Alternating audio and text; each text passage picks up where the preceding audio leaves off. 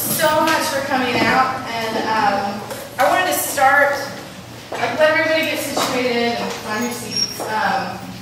I wanted to start by introducing you to Diane Patrick, who is one of Sheila B's oldest and dearest friends for upwards of 20 years, also a fellow artist. And Sheila unfortunately cannot be with us tonight. She's out of town on a job. So Diane's going to read a really thoughtful statement that she composed. I'll let you take it away. A half mile from my house on a road I drive every day lives a neighbor whom I've never met. This neighbor has a flagpole that waves a Confederate flag. Whenever I see that flag on someone's truck, t-shirt, or flying from a flagpole in their yard, I don't believe they are my people. I immediately don't trust them and hope never to encounter them face to face. I'm making assumptions about them. I don't believe we can see eye to eye on anything other than we both believe that as Americans we have certain rights, and by God, we won't back down if anyone tries to tamper with those rights. Sometimes in art, a symbol that represents bias and hate to some is used in a satirical fashion and appropriated to draw attention to an alternative viewpoint. My art is often full of satirical intent, and the painting Southern Motel was no different. I used a symbol that carries heavy historical weight and put it in the faces of many. As the decorator of the Acme, I made a decision to place the painting in that space. My intent was never to offend anyone, but to perhaps open the eyes of those still taking their Southern pride to a place of oppression. In the painting, I used a photo of performance artist Luxomatic as a visual reference. She has performed her own original satirical piece wearing a bathing suit with the symbol of the Confederate flag brazenly positioned on her ass. With the piece Southern Motel, it is now apparent that some have chosen to overlook the motel marquee and the true message of the painting. The word vacancy is lit up. The marquee reads, "Every kind-hearted soul welcome, mean folks stay away." The message is vacancy, an emptiness, a void, an opportunity to fill a space. With a career that spans over 20 years of working in the film and art community, my intent has always been to do good work and be a positive force. If this one piece of art missed the mark by using Confederate symbolism, or if I've caused anyone anguish and made them feel compromised, I am regretful. I remain hopeful that in the South that I love so much, we must acknowledge now, more than ever, it's time for kinder hearts and less moments. Thank you.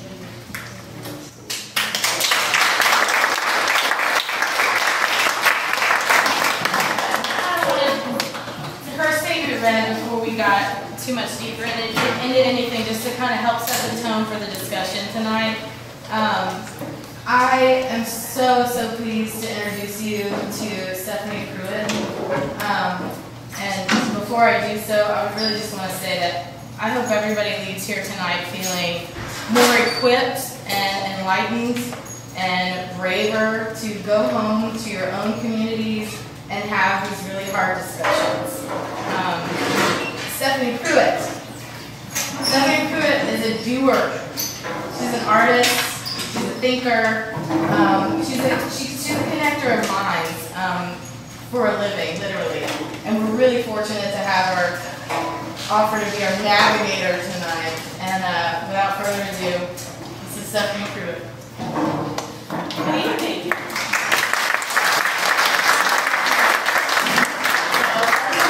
I noticed we're in a circle here. There's no raised platform.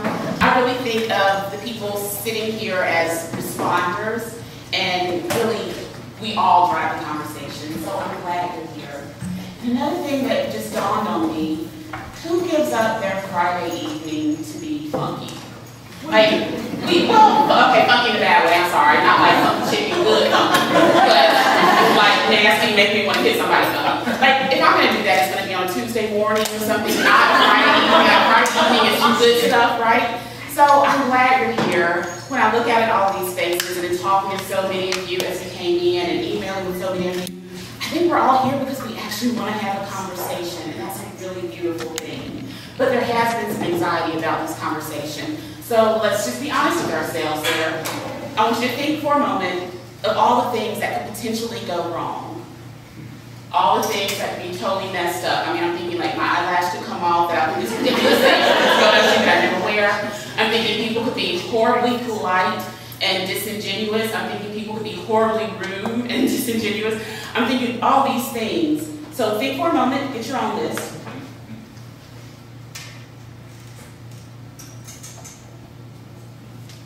Okay, on the count of 3, I want us to just say it all out loud together. We're going to get all of that out of the way, and then we're going to have a great conversation. Cool? All right, 1, 2, 3.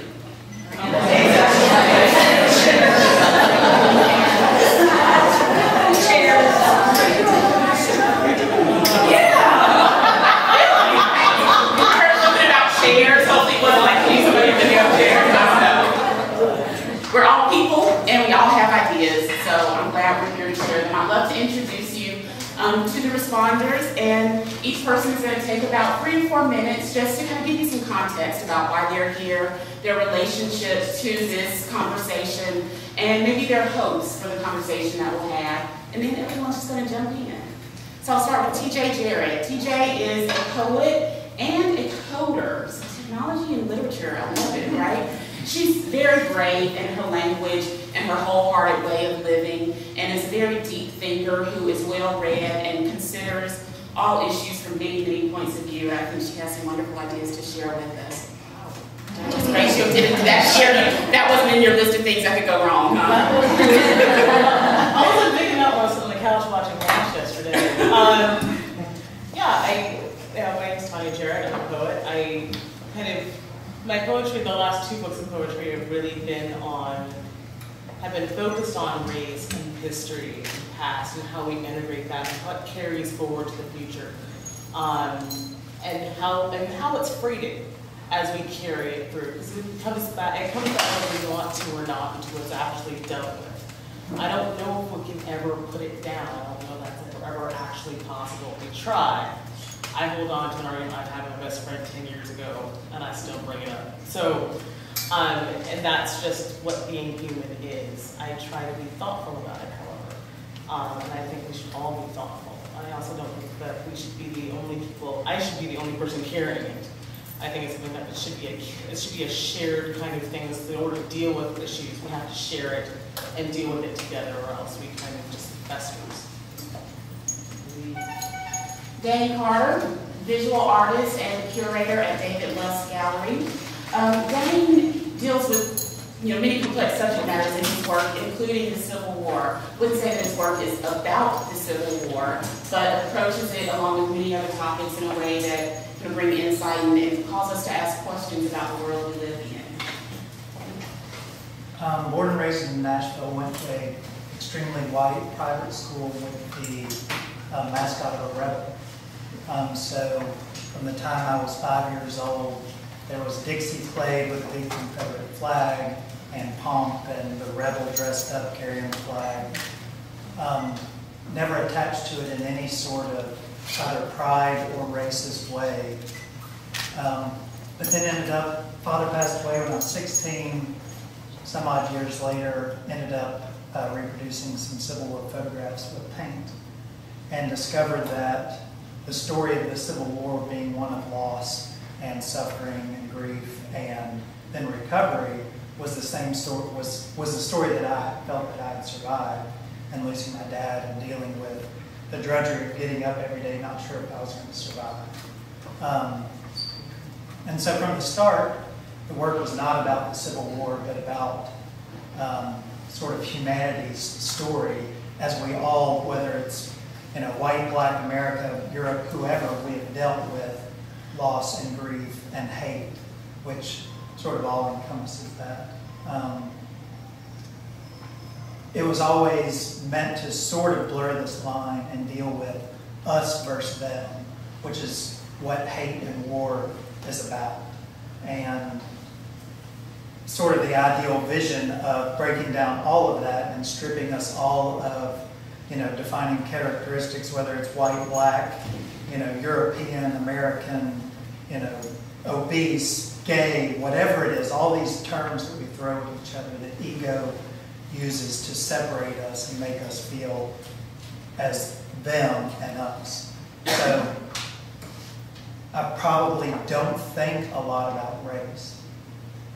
Maybe that's naive. Maybe that's middle child syndrome that just wants everybody to love each other.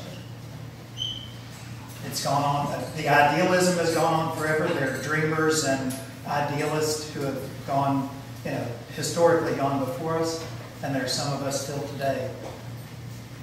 Will we ever get to that point where we can just love each other? I have no idea. Today we don't. Far, far, far from it. So that's what I mean. Oh, that'd be good.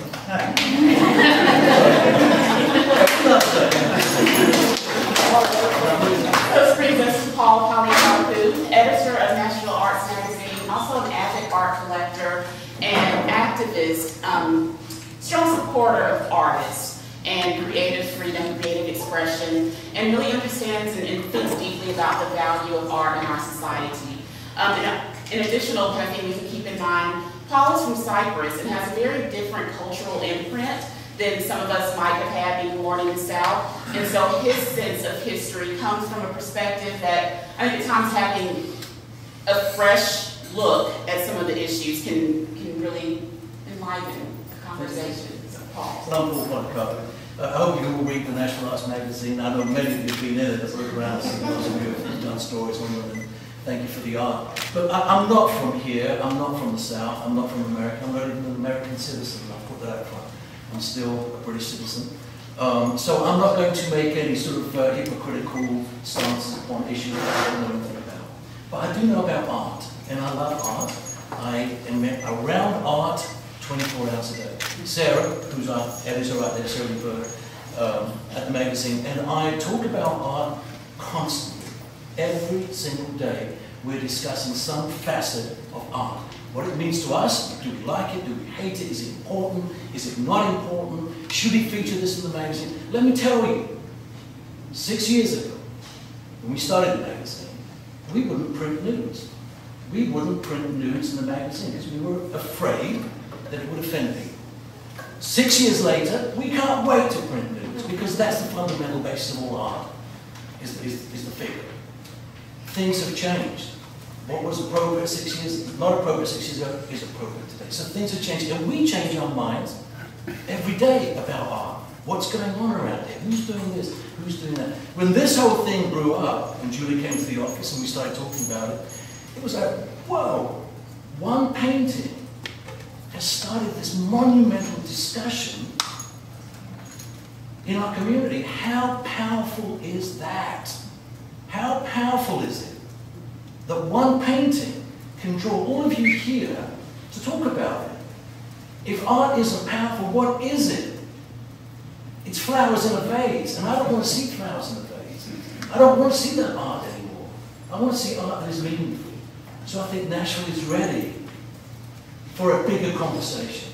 I think Nashville is ready for critique. I think Nashville is ready to stop bobbing its head that, oh, it's wonderful art, it's wonderful art. Maybe it's not wonderful art. Maybe it's time we actually said, you know what, it's not good art. I don't care what you call it, it's just bad. And we do need to critique it. And by doing that, that's how we raise the bar. That's how we get better. That's how the art gets better. That's how our understanding of the art gets better. We start to embrace it and understand what it means for us. I have learned so much from Sheila B. I've known her forever. The last 2 weeks, the lady has taught me a monumental amount about art, which I didn't know. Julia has taught me a lot about art that I didn't know. The conversations with Sarah every day about this very issue have got my cogs turning on. Oh my gosh, things are different. Things are changing in Nashville, and it should. America is healing its wounds from some idiot that decided to take some lives and to 9 beautiful people away from us. What an idiot. The wound is fresh, but that's the time to have the conversation. That's the time when things can come out. And I think it's wonderful. I think it's wonderful, and we said it again, I think it is wonderful that art does that. Because if art doesn't do that, what does? We're left with politics. And I don't trust politics. I do trust art.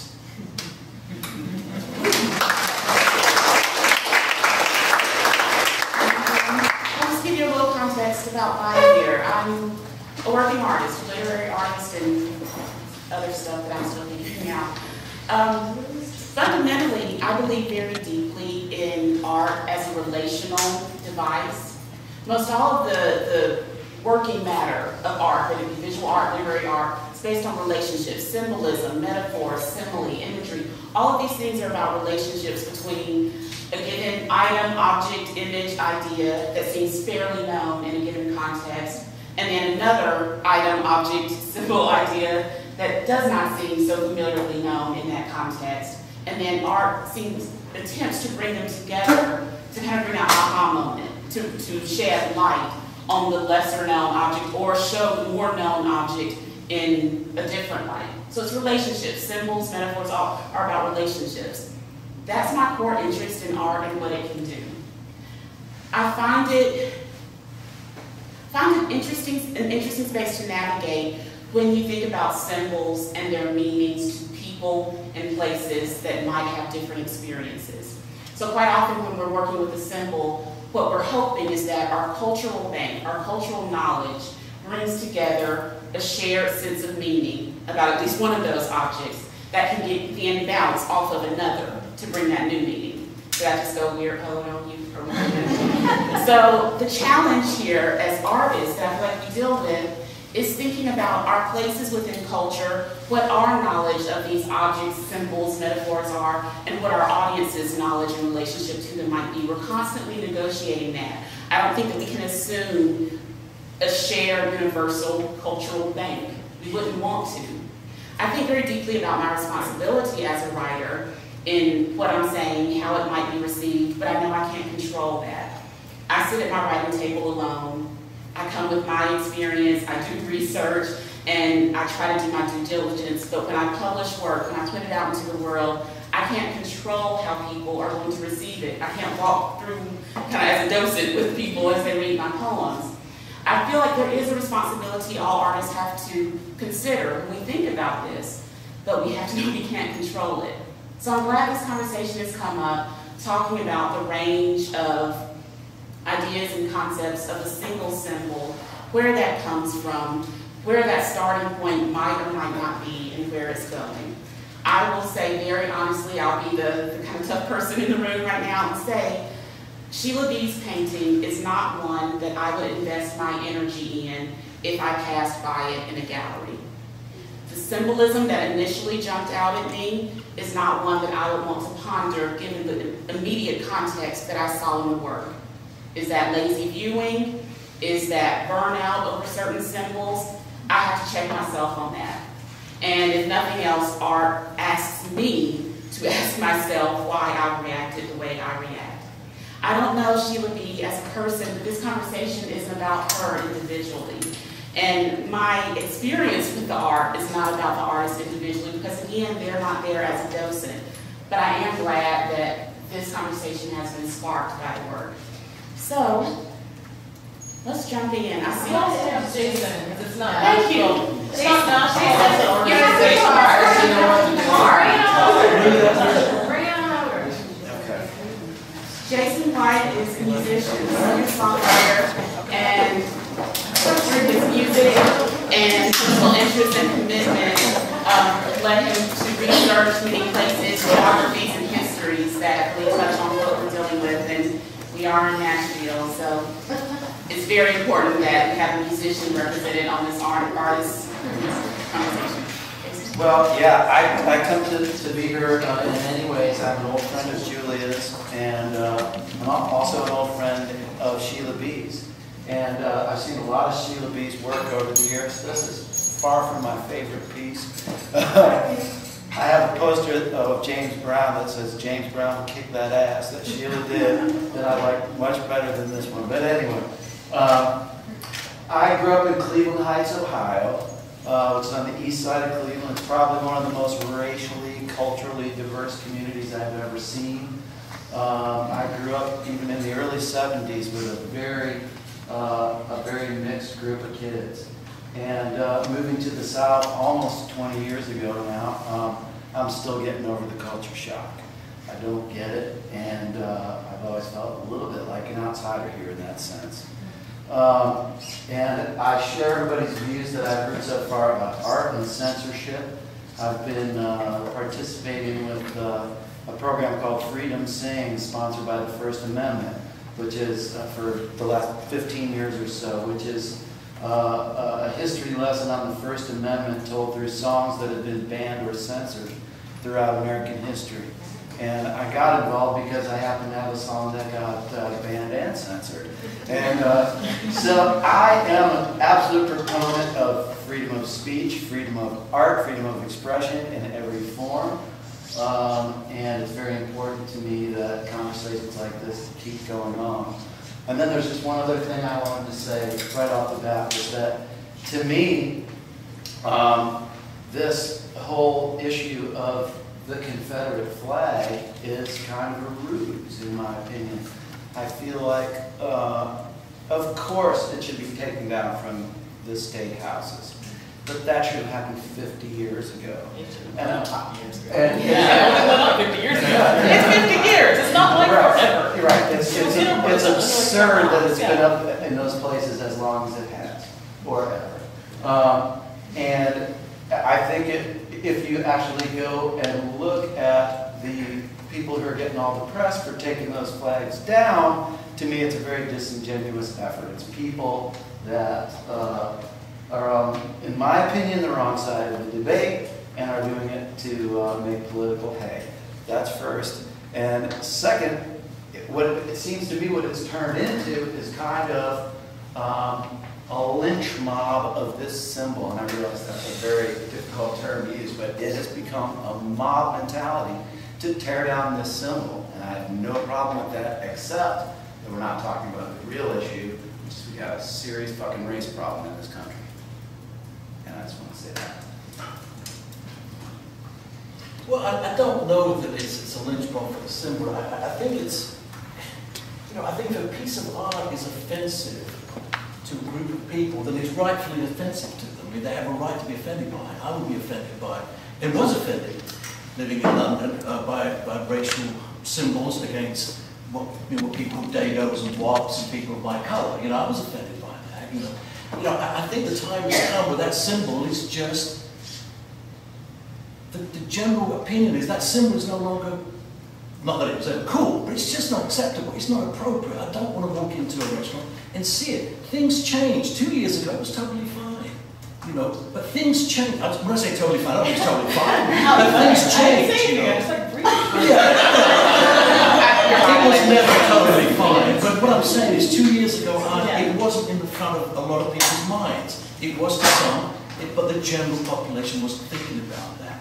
This thing that just happened with this incredible stupid slang has, sharpened the edge. It's kind of sharpened our things. It's just very good. Instead of talking about the fact that a white man murdered 9 black people, we're talking about a flag.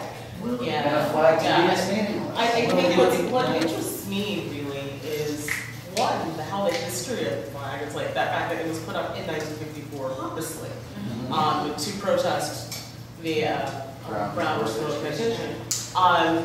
And went up in the South pretty loudly. And there absolutely is a symbol behind it. There's absolutely a reason behind it. I think, however, at this moment, there are two things going on. One, I think we're obviously talking about a symbol that really is, for me, at this point, is empty. However, at this point in my life, I am so tired that I'm just like, I just want the world to be like open for me for 4 seconds. And if it just means taking it down, I take off my perfume from my weird ass office employee who has some allergy to jasmine, which I don't think she does. I think she's like, the hell with it. But I don't wear it to make her comfortable. I would like people to take down the flag on state houses. Specifically on state houses, I think art is where we should have this conversation. State houses, yeah, take them down. I would like to feel comfortable around them, just for 5 seconds. I want to, one thing, like, I'm so fortunate for all of this. I mean, it's been quite a ride so far, but it's, the realization that I've had has been like the single most powerful nugget of wisdom that I have gained that has fundamentally changed my worldview. And I'm not exactly proud to admit that I'm 38 years old and just having this realization, but as a white woman who was born in the South, I was more or less born desensitized to that flag. It's a fact, and it's a fact for pretty much every Southern white person alive. Although I won't make that up. But had I been born a black woman in the South, I would have learned very early on that when I see it, there's a little spark, there's a beat, and there's an assessment of my surroundings. And I have to consider whether someone is going to spit on me, call me out of my name, or cause me bodily harm. That is the most important thing, and I've got chills just saying it. I mean, I'm not proud of the fact that that's a realization that I'm only just now having. That is a very fucking important one. I know. But yeah. It's great you're having the realization. And that sincerely, like, I really hope that everybody, that when you leave here tonight, you feel like you learned something or you heard someone's life experience that changed your perspective in some way. Because it's right now is when we have to be having these kinds of conversations and being honest and being loving toward each other, you know. I see a room full of ideas through your body language.